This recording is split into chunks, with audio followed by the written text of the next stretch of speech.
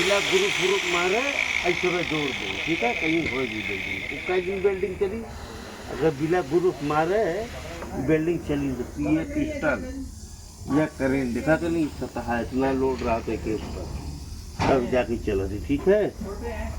बिना के ग्रुप मारे ही चले वाला ना है। अब देखे के ग्रुप मार दिए हो, अब एक बार मार दो बिल्डिंग, के बाद सिलेंडर मार दो तो मियां मियां। सलाम वालेकुम बाबा जी।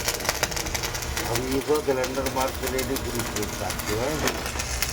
अब इनमें हुई बिल्डिंग एक टाइम लगातार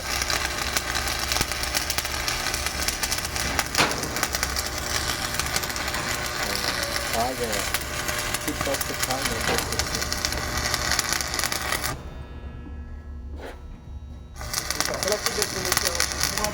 देख उधर होगा वो उधर पेटी के पास